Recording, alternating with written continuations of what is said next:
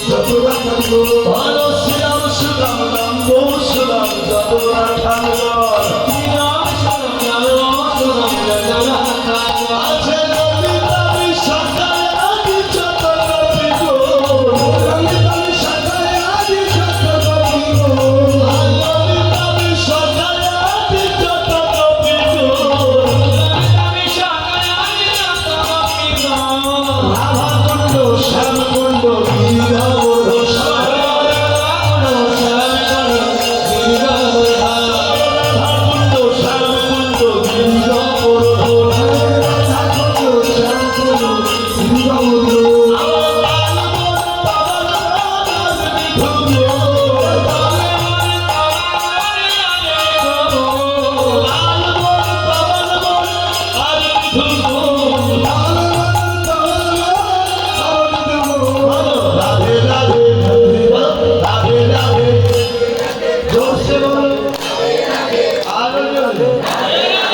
গিরিধাম সবাই বলো বৃন্দাবনে রাধা কুণ্ডে শ্যাম কুণ্ডে রাধে রাধে রাধে রাধে শ্যাম কুণ্ডে ও বর্ষনাথে ও নন্দ নৌমে ও রাধে রাধে রাধে রাধে বলে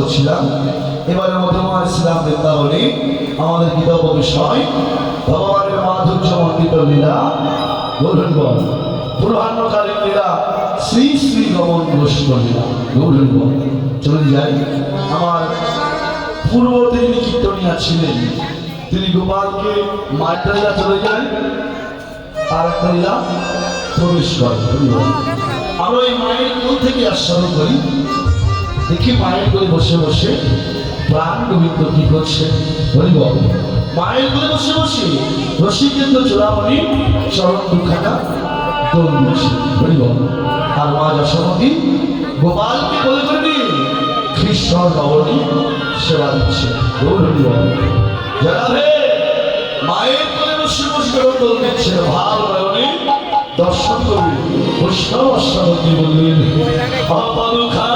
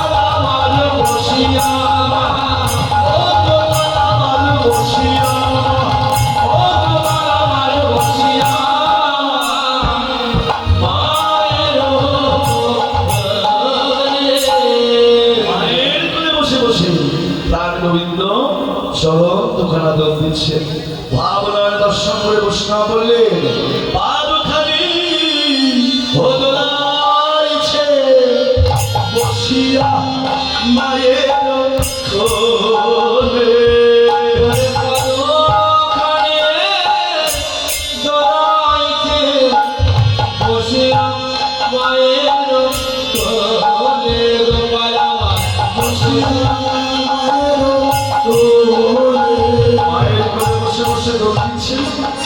বাৎসল্য রসের জননী গোপালকে বলে করে নিয়ে কি করছে মামা হরিবল কৃষ্ণ খবর নিয়ে নে গোপালকে সেবা দিচ্ছে এমন করে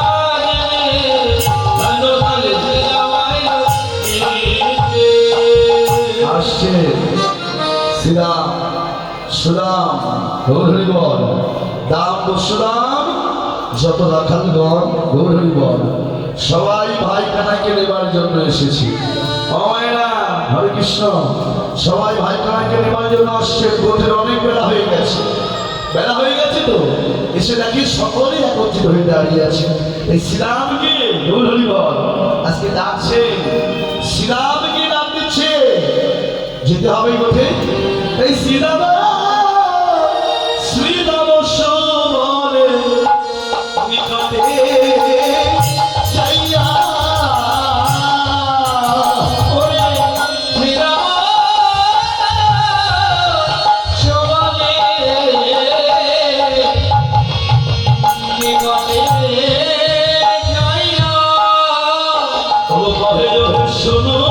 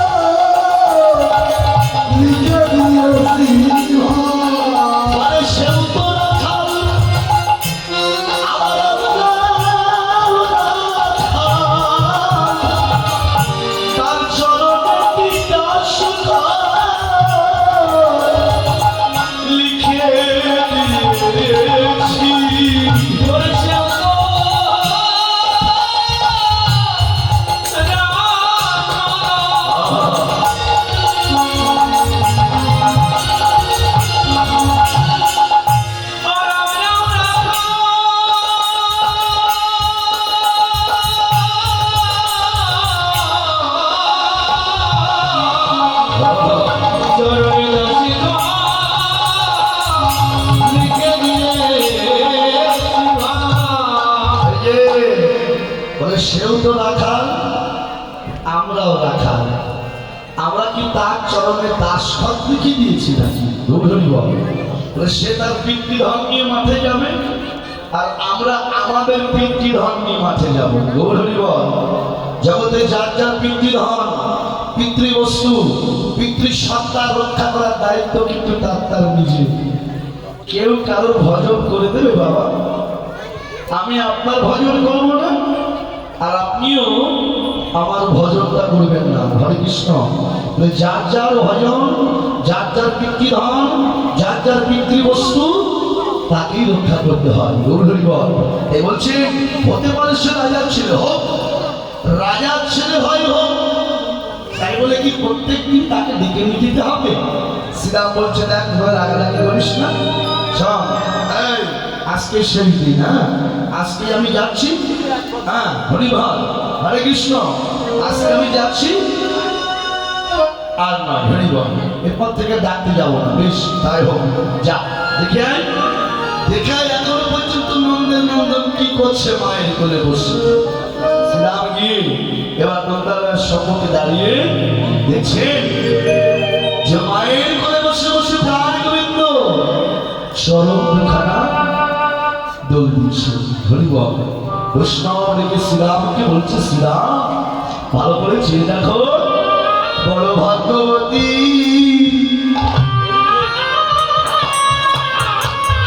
মাতা যশোদা,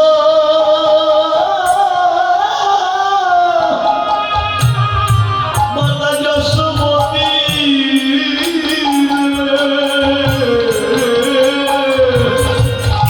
বড় ভাগ্যবতী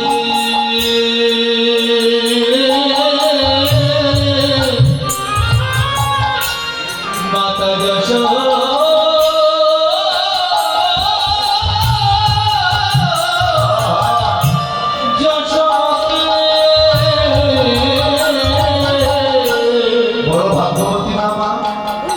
যার ইশারা ছাড়া গাছের একটা পাতা পর্যন্ত নড়ে না, যার ইশারায় জগৎ নাচে, আজকে সেই ধনকে করে করে নিয়ে মা করে করে দোল দিচ্ছে। তার মতন ভাগ্যবতী কি আর জগতে আছে? বৈষ্ণব বললেন আছে, জগতে সেও তো ভাগ্যবান, সেও ভাগ্যবতী। ও যার গোবিন্দ চরণে ও যার হয়েছে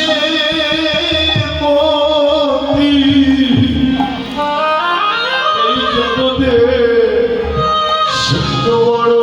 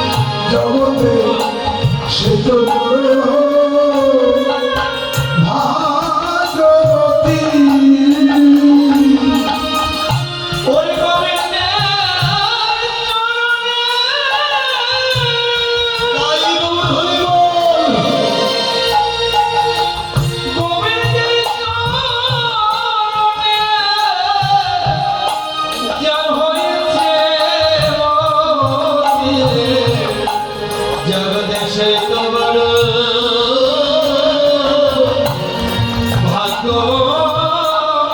রে। যার গোবিন্দের রাতুল চরণে যার মতি হয়েছে সেই ভাগ্যবান, সেই ভাগ্যবতী। এই শ্রীরামকে ডাকিছে কানাই, ও কানাই রে শ্রীরাম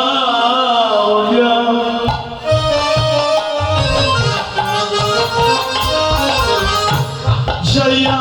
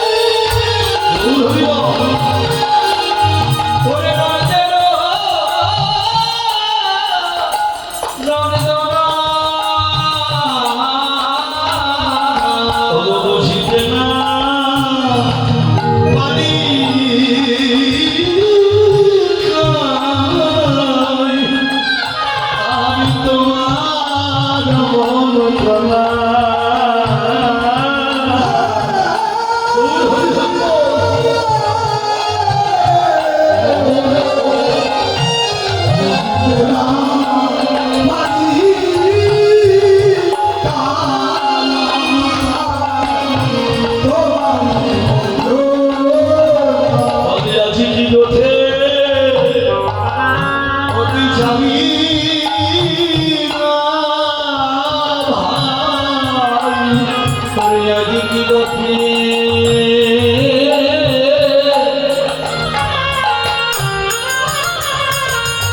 যাবি না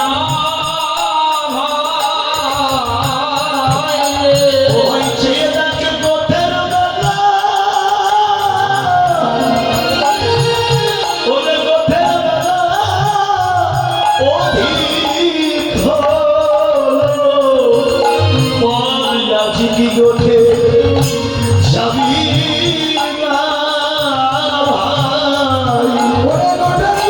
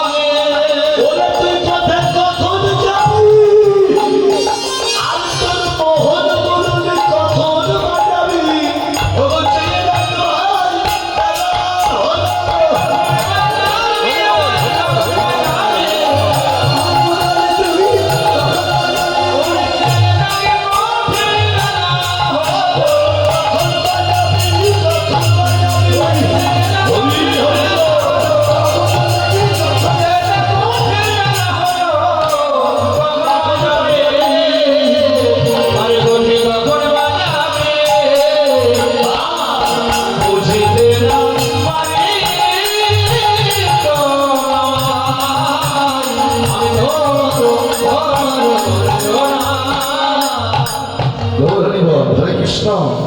গোঠে কখন যাবি, কখন বাজাবি, আর কখন বাজাবি? হরে কৃষ্ণ।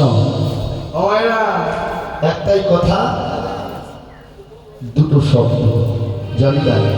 তুই গোঠে কখন যাবি, আর তোর ওই মোহন করবি কখন বাজাবি? হরি বাবা, তুই তো মায়ের কোলে বসে আসিস, কিন্তু ওদিকে কি হয় তুই জানিস না কানাই। ও কানাই রে, তুই তো মায়ের কোলে আছিস, তুই না ঘরে বসি।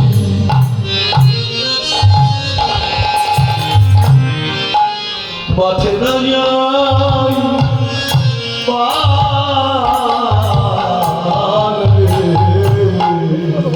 ওরে তুই ঘুরাইলা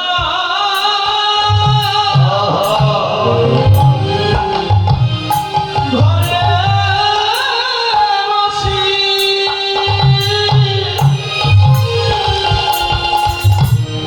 মাঠে না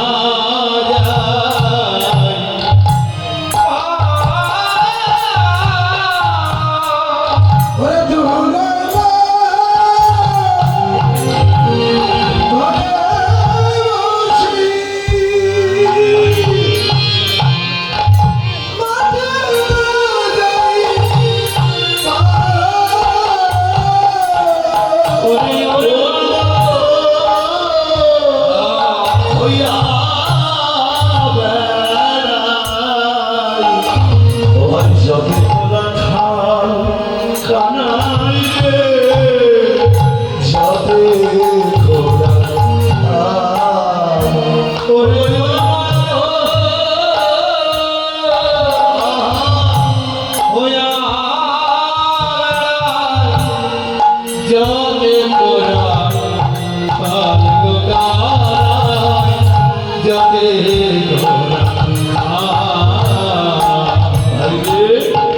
তারা যে পাগলের মতো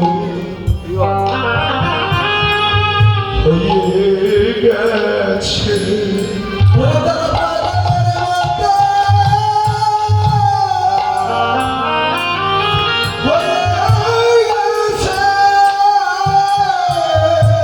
আমি তো চাঁদ বদল,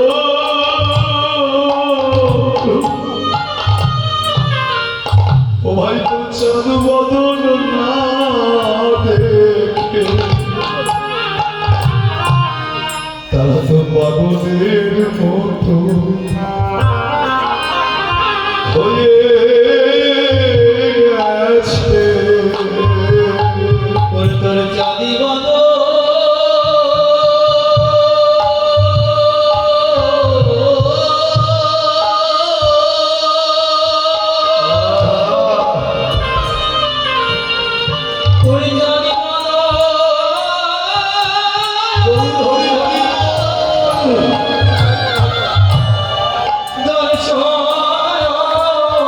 চাঁদের বদল না দেখলে পাগলের মতো তারা যে পাগলের মতো হয়ে গেছে।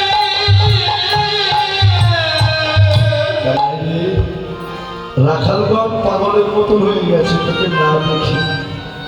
আর ওই যে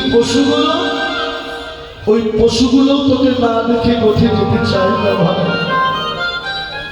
বৈষ্ণব ডেকে বললে নমঃ শ্রীরাম, যাদেরকে তুমি পশু বলে ডাকলে, পশু বলে ডাকলে ওদেরকে তুমি পশু বলে দেখো না। দেখো না ও ভাই ছিল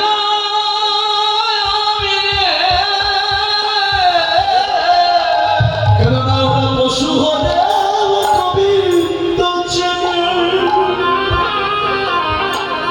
আর বোধ সাধেন মানব জন্ম পেলাম, সে জন্ম দেবতারাও লাভ করতে পারে না দেব দুর্লভ জন্ম।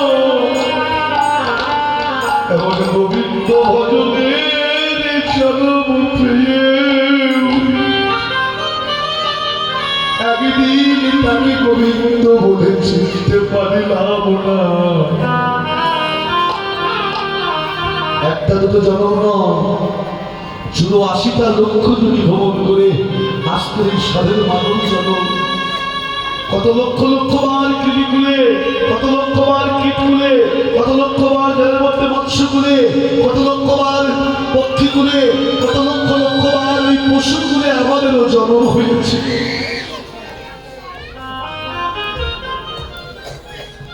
শুধু ৮০ লক্ষ যদি ভ্রমণ করে আজকের এই সাধের মানব জন্ম। এমন ভজনের জন্ম পেয়ে গোবিন্দ বলে তার চিনতে পারিলাম না। চিনতে পারিলাম না। তাই ও ভাই শ্রীরাম, ওদেরকে পশু বলে দেখো না। পশু যদি বলিতেই হয়, বলতে হয় যদি পশু।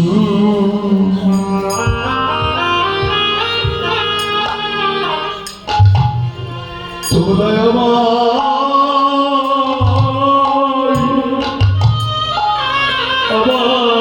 আমায় বলো, ওরে পশু বলতে হয়তো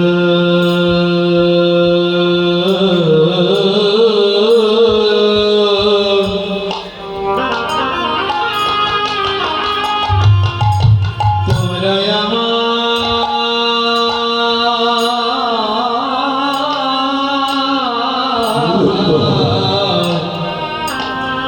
আমায় বলো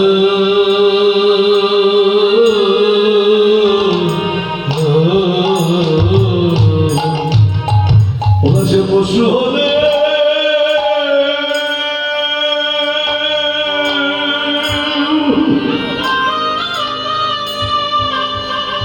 পশু হলে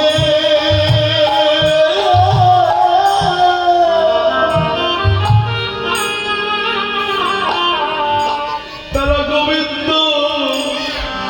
ওরে গোবিন্দ চেনে রে।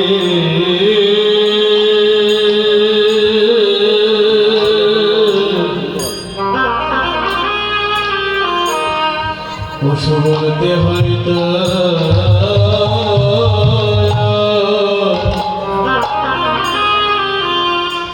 তোমরা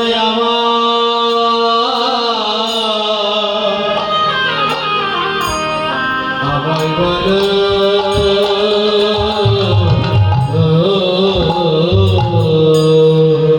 ওরা পশু হলে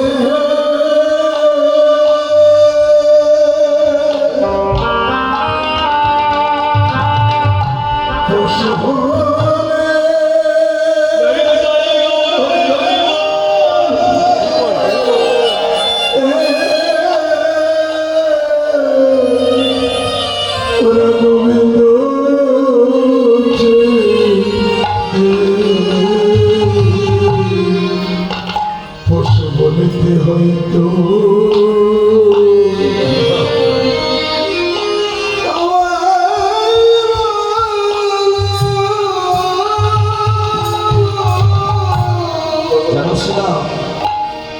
পশুকুলে জন্ম নিলে কি হবে? ওরা গোবিন্দকে কেঁদে কেঁদে কি বলে জানো?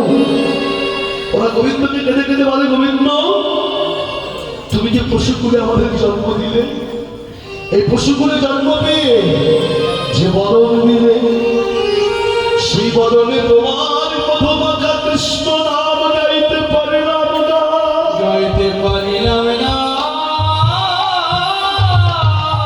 সে বিচার জ্ঞান বিবেক বুদ্ধি দিলে, তাতে তোমার ভক্তের সঙ্গ পেলাম না, ভক্তের সঙ্গ পেয়ে এই যদি কখনো পৃথিবীতে আবার জন্ম দিয়ে পাঠাও, যে কুলে জন্ম দাও না কেন, নিবেদন শুধু তোমার মাত্র চলবে। যে কুলে জন্ম দাও না কেন, যেন বদলে কৃষ্ণ বলার মতো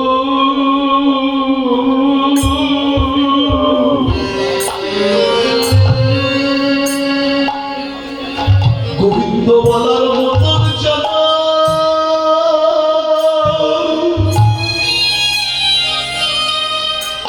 আমায় যেন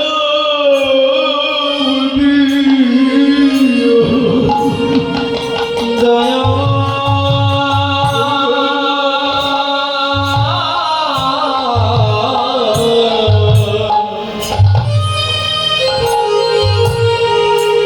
মধুরে গোবিন্দ বলার মতো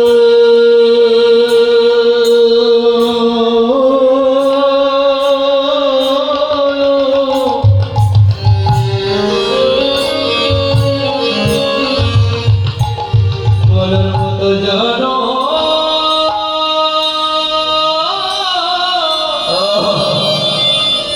আমায় জানো দিও রে। তুমি যে মনে জানা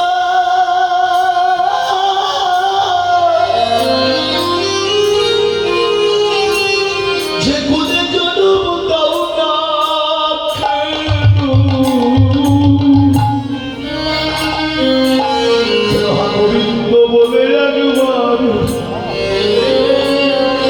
যেন তোমায় ডাকতে পারি। ওরে কুলে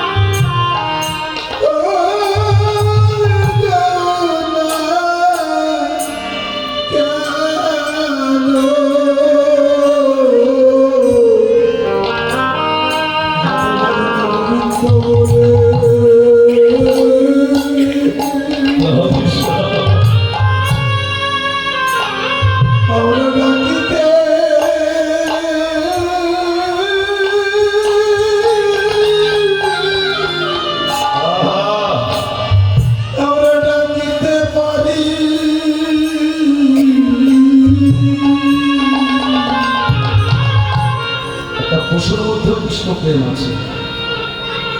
একটা পশু গোবিন্দকে ভালোবাসতে জানে, যে প্রেম ভক্তিটা আমার মধ্যে নেই। যারা বৃন্দাবনে গেছে দেখে এসেছে, গাভীগুলো একসঙ্গে তৃণ সেবা করে। আপনি শুধু মুখে একবার বলুন, ভাই কানাই।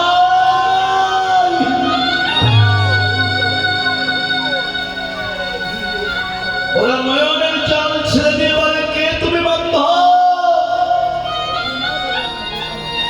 মধুর সুরে কানাইয়ের নাম শোনাবে। ময়ূর ময়ূর নৃত্য করে। আপনি মুখে একবার বলুন, জয় রাধে।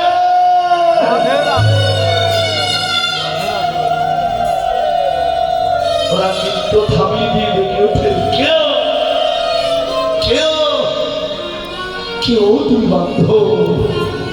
মধুর সুরে রাধা নাম শুনবে। একটা পশু গোবিন্দকে ভালোবাসতে যায়, ওদেরকে পশু নয়। যদি পশু বলতে হয় আমাকে পশু বলে ডাকো, আমি ভজনযোগ্য জনকেও গোবিন্দকে চিনতে পারি, গোবিন্দকে ডাকতে পারিনি। ওরা পশুকুলে জন্ম নিয়ে ডাকে, ওরা বদলে হাম্মা হাম্মা বলে। ওটা হাম্মা নয়, কি বলে জানো? ওরা হাম্মা বলিতে যেন কৃষ্ণ বলে। ওরে হাম্মা বলিতে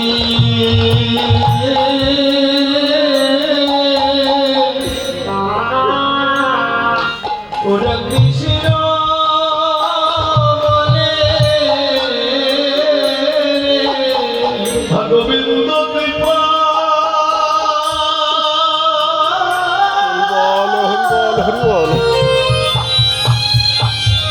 কৃপা কোন বলে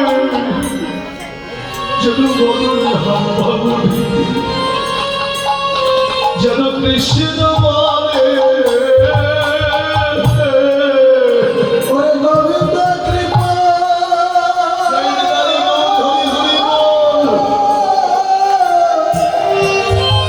ওরে বড় বলে তারা হাম্প বলিতে যেন বদলে কৃষ্ণ বলে। যেন বদলে হাম্বা হাম্বা বলতে বলতে কৃষ্ণ কৃষ্ণ বলে ডাকি। যাবি না ভাই? কেন বিলম্ব করছিস?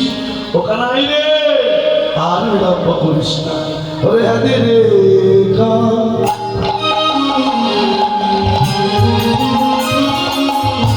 কানায়া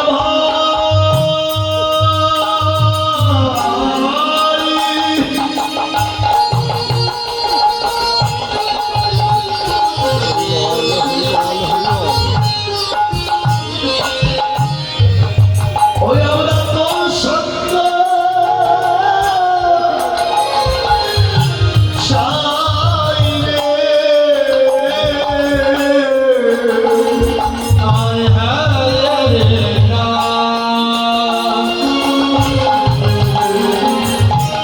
কানায়া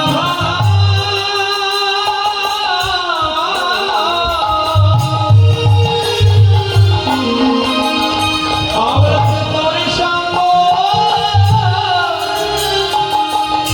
চাই।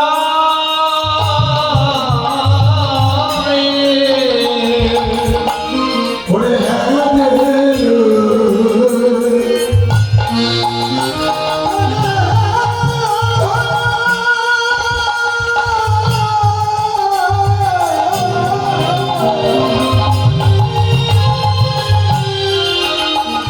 ওরে আমরা তোর সঙ্গ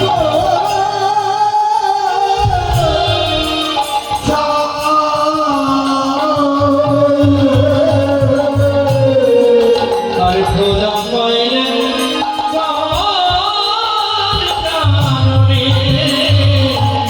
জানরে খাইতে যে আর খোদা হইলে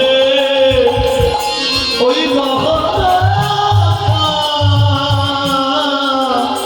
কারণ খেতে পায়। তাইলে বৃন্দাবনের বনে যখন আমাদের ক্ষুধা লাগে তখন তুই আমাদেরকে ক্ষীর ছানা মাখন করি, হ্যাঁ, কত মিষ্টান্ন কত ফল আমাদেরকে এনে খাওয়াস। কিন্তু বৃন্দাবনে যদি কোনো ভালো ফল আমরা পাই তোকে দিয়ে খেতে পারি না। কেন? যদিও তোকে দেই, আগে আমরা খাই, খাওয়ার পর যদি মিষ্টি হয়, মিষ্টি করে এটো করে সেই এটো ফল তোকে খেতে দেই। দেওয়া যায় বাবা এতো ফল ভগবানকে? হয় না। তুমি নিজে খেয়ে সেই ফল ভগবানকে দিতে পারবে মা? জানি না, দেওয়া যায় না। দিয়েছিল কে? সেই তেতা যুগের কথা। ভক্ত সবরই বলে বলে ফল চান করতে ভগবানের জন্য। যে ফলটা পেত সেটা আগে নিজে মুখে দিয়ে কামড় দিত, যদি বৃষ্টি হতো আঁচলে করে ভগবানের জন্য সাজিয়ে রাখতেন। হরি বল। যেদিন ভগবান রামচন্দ্রের সঙ্গে তার দেখা হয়েছিল সেই দিন ওই ফলগুলো থালায় করে সাজিয়ে নিয়ে হরে কৃষ্ণ ফলমূল ধরাই করে সাজিয়ে নিয়ে ভগবানকে দিয়েছিলেন না খেয়ে নাও। ভগবান কি করেছিলেন? ভগবানও ভক্তের প্রেম মাখানো ভক্তি মাখানো ফল একটা তুলে নিয়ে যখন মুখে দিতে যাবে ঠিক এমন সময় লক্ষণ পেছন দিক থেকে হাত ধরলেন, দাদা দাঁড়াও। জয়রাধে, কেন দাদা দাঁড়াও? লক্ষণ এসে বললেন, এই তো ফল আমি তোমায় খেতে দেবো না। কেন?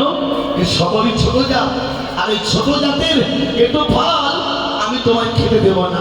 গৌরী বল, ছোট জাতের এটো ফল আমি তোমায় খেতে দেবো না দাদা। ও মায়েরা কি করলে? ওই ফলের থালাখানা নিয়ে লক্ষণ দূর করে ছুঁড়ে ফেলে দিলেন। যখন ছুঁড়ে ফেলে দিল মা, হরে কৃষ্ণ, ছুঁড়ে যখন ফেলে দিয়েছে লক্ষণ ছুঁড়ে এসে বলছে, হ্যাঁ সকল ছুঁড়ে এসে বলছে, লক্ষণ আসবে হরি বল, যে ফলের থালা তুমি আমার ছুঁড়ে ফেলে দিলে